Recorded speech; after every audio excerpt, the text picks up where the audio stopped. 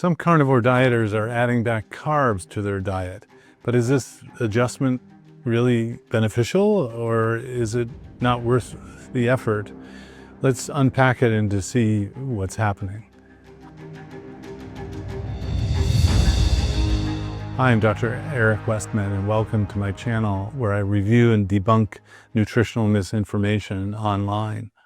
In this video, we're going to hear from Dr. Anthony Chaffee.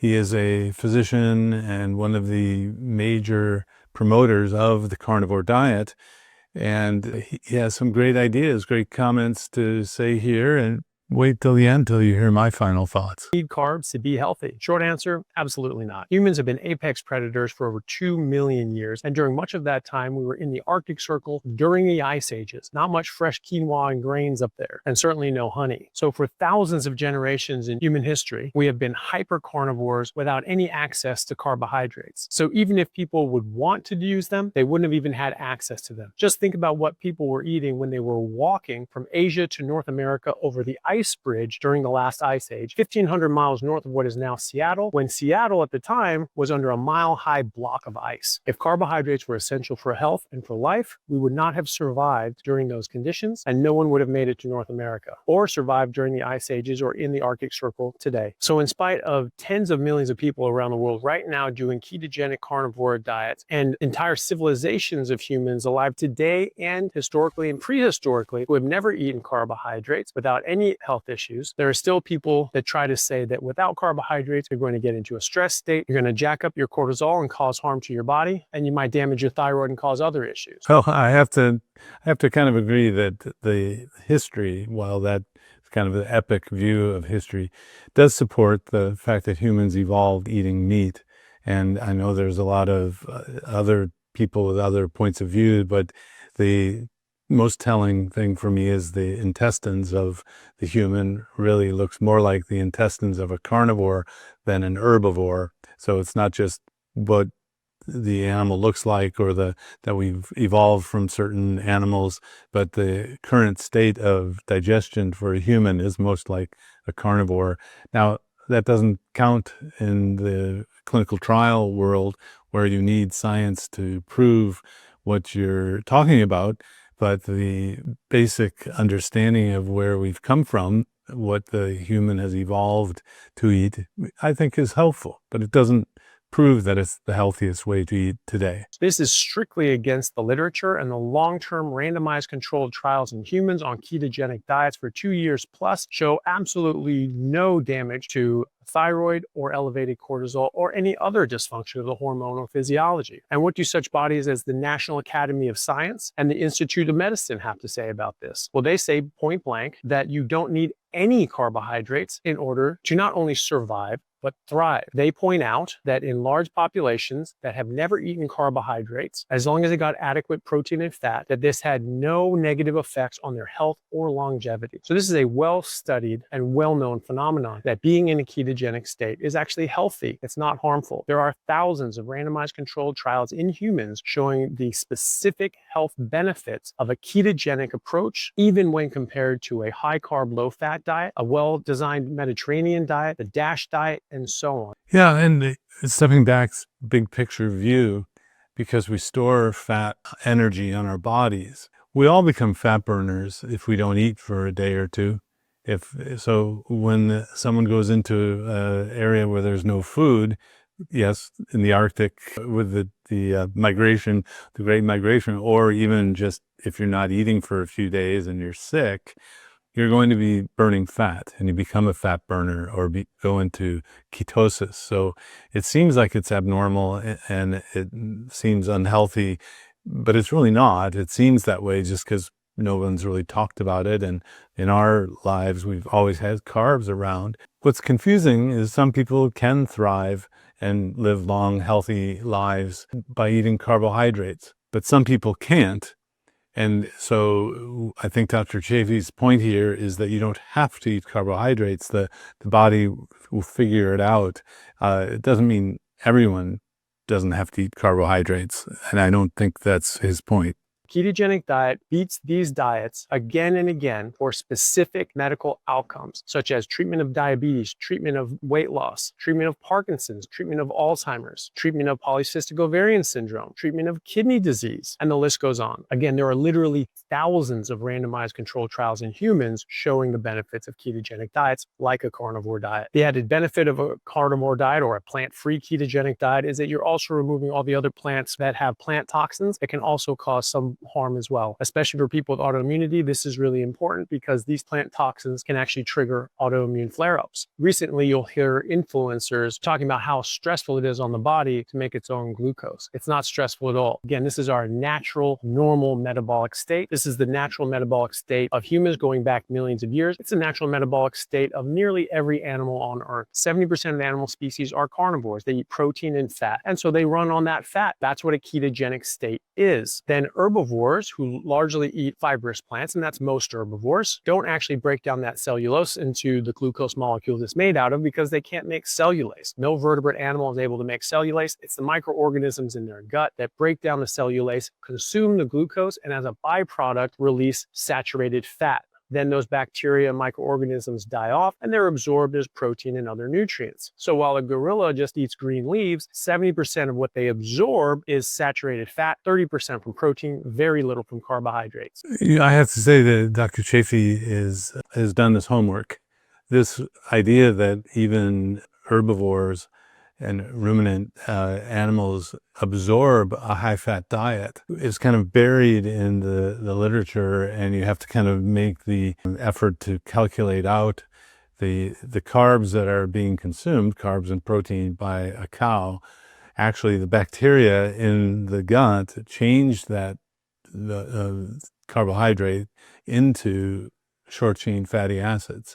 And so the bacteria, so even though the diet doesn't have much protein in it, the bacteria are the protein source. The bacteria die and get absorbed by the animal, and the bacteria have made the short-chain fatty acids, the fats, for the animal to absorb.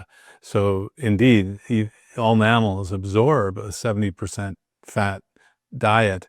Now that's been used to argue that ergo, therefore humans should eat a 70% fat diet like a keto or a carnivore diet. That's a leap. That's a logical leap that really should be tested and proven in my mind. The other thing you're seeing Dr. Chaffee do is he's calling the carnivore diet a keto diet and saying that the keto research and all these thousands of studies support carnivore. And I have to agree with that. The metabolism is very, very similar. And I've been using an approach that's carnivore-ish with just a little bit of vegetables throughout the day. And this metabolism, the effects we see clinically for reversal of these diseases are very similar as well. Cows can get nearly 80% of their calories from fat and 20% from protein. So again, they're running on fat, not carbohydrates. And that, to clarify, that's absorbing from the stomach and the intestines fat.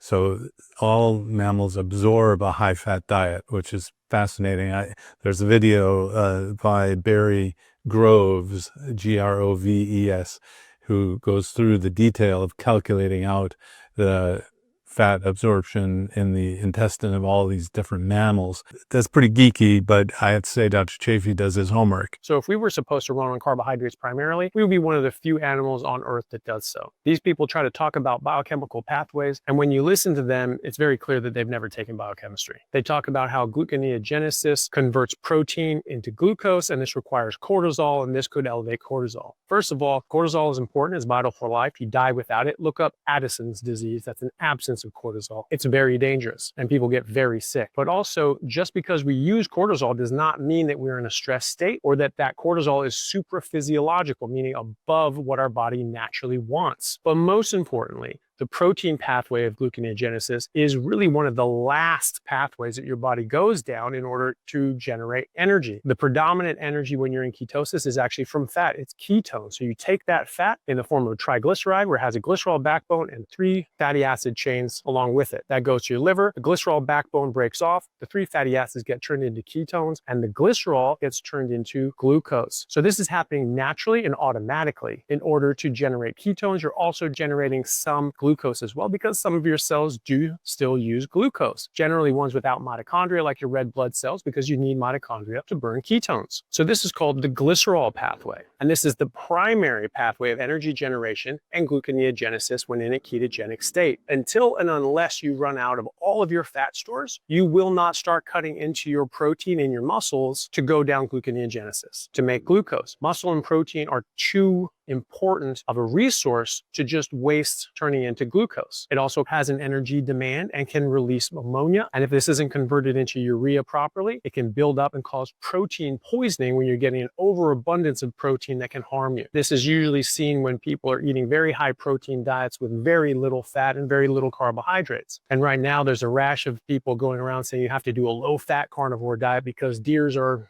lean, even though they actually have a lot of fat in their abdomen and under their skin and around their organs. So when you go very lean carnivore, you can actually get protein poisoning, get very sick. You can feel awful, you have terrible energy, your hair can fall out, and you can get other health issues as well. And some people have actually died from this historically, but that's pretty rare. So the glycerol pathway of gluconeogenesis is actually the primary pathway of gluconeogenesis, and it also does not require cortisol. While cortisol can elevate this process, it is not required to run this process. Then you might see some people saying that you need epinephrine or adrenaline to trigger lipolysis, and this is a stress hormone. No, it's not. It's just a hormone, and it's used for different hormonal functions. But they say this proves this is a stress state. Well, no, it doesn't. And in fact, the main driver of lipolysis is glucagon. Glucagon is the anti-insulin. It sort of does a lot of the opposite things to insulin. And this will cause you to burn fat and to elevate your blood sugar through gluconeogenesis, through the glycerol pathway. When we have patients that come into the hospital who are in a coma because of hypoglycemia, low blood sugar, we don't give them an injection of cortisol. We don't give them an injection of epinephrine or adrenaline. We give them an injection of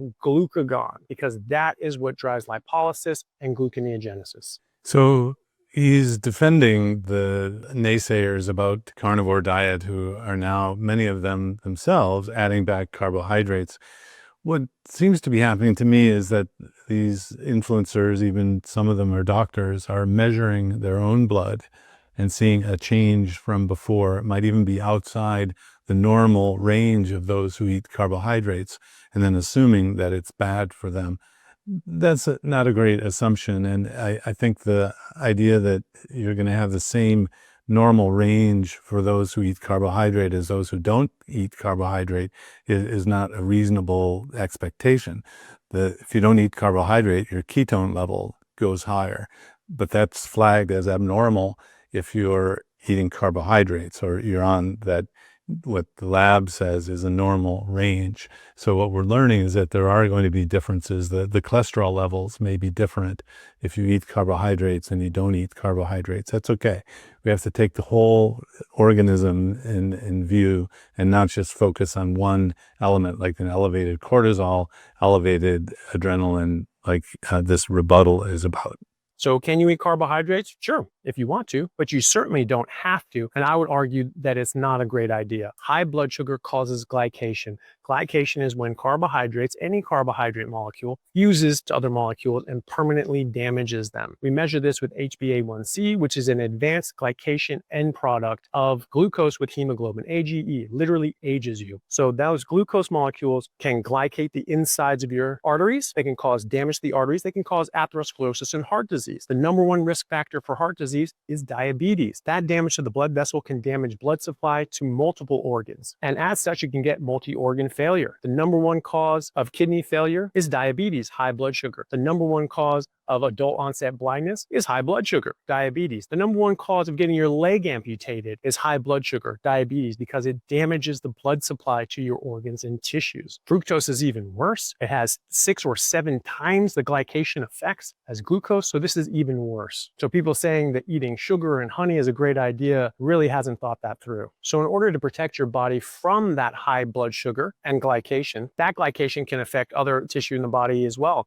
We even see in damaged arthritic joints, when we remove that damaged cartilage, that it's actually full of these AGEs, the advanced glycation end products from high blood sugar. And it doesn't matter if your blood sugar is down an hour and a half after your meal because it was up before, and that area under the curve is causing damage. We even see this removing damaged discs from degenerative spines, and we see a lot of this glycation damage there as well. So in order to protect the body from glycation, the body elevates insulin. Insulin is a very important hormone. It doesn't just drive energy into cells. It's also an anabolic steroid. It tells tissues to grow, mostly your fat, muscle as well, but also your prostate, your skin tags, rectal polyps, uterine fibroids, and even the smooth muscle layer in your arteries that will grow and contract so that your arteries can't relax, and this causes high blood pressure. That insulin also pulls in too much sodium from your urine, and that can actually raise your blood pressure again. Insulin blocks estrogen production in women, lowers the LH receptors in men's testes, lowering testosterone production for the same signal, and blocks the production and action of growth hormone in both men and women, causing premature aging because growth hormone is very important for tissue healing, building, and repairing, and also for fat loss. So that was all the downstream consequences of elevated insulin levels or insulin resistance. And the idea that insulin is a helpful hormone and you need it in high levels is not true. And the carnivore diet as a keto diet or low carb kind of diet keeps the blood glucose relatively low, and then that keeps the insulin level low. And these are all healthy things. You might be thinking, well, but what about all the fat in the food? We've been taught not to eat fat. What about the cholesterol level in the blood? Well, this just works in a different way. It targets the metabolic syndrome, which is elevated blood glucose, elevated blood pressure, the abdominal circumference elevation, the triglyceride, and the HDL. So the cardiometabolic risk actually goes down when you're eating carnivore diet, even if it's higher in fat, because you don't have those carbohydrates causing the metabolic syndrome. So any way you look at it, eating a ketogenic diet like a carnivore diet without carbohydrates is not a health concern at all. And in fact, in many cases, is a huge health benefit and boost. Again, thousands of randomized controlled trials in humans showing that ketogenic diets improve specific medical outcomes. Carnivore diet is a ketogenic diet. And this makes sense because humans have been carnivores for 2 million years. And again, in certain areas, like in the Arctic Circle, especially during the ice ages, there were no plants available whatsoever. And we were eating very high fat animals like mammoths, whales, seals, bears, and so on. Some people, when they're doing carnivore, maybe they're not doing 100% meat and water. Maybe they're using a lot of dairy, which is very trendy right now with all these recipes that use dairy. Well, dairy has casomorphins. It can even have carbohydrates, but those casomorphins will trigger fat deposition and increased hunger signals. So you can gain weight, and many people do. They can also add in artificial sweeteners because, well, it's still ketogenic, isn't it? And we have these keto treats and keto snacks. And people will, again, gain weight,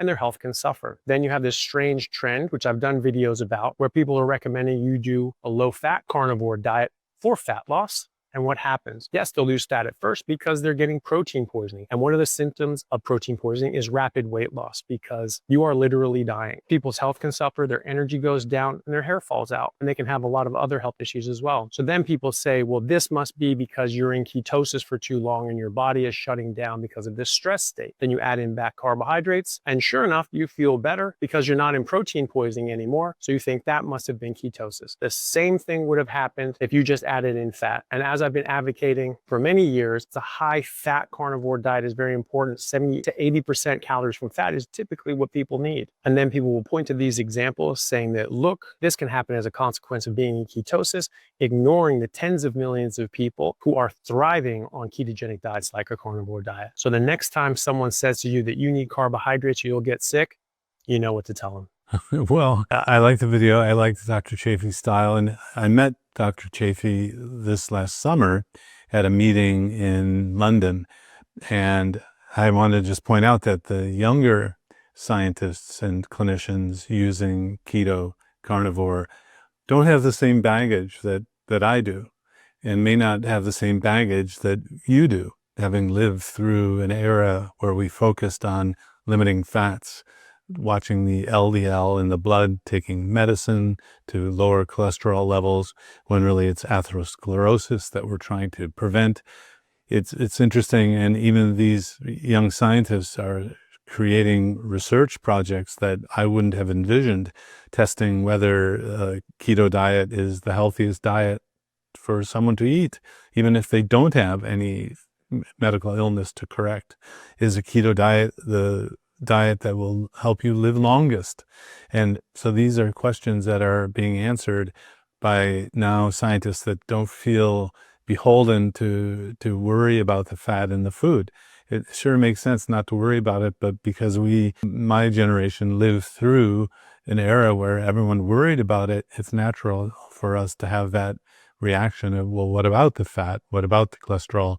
It just works in a different way. It's going to be very interesting to see these new scientists with their research projects that they're envisioning. If you like this video, please like, subscribe, ring the notification bell so you don't miss out on future content. If you enjoyed this video, consider joining our YouTube membership for early access and exclusive live Q&As with me.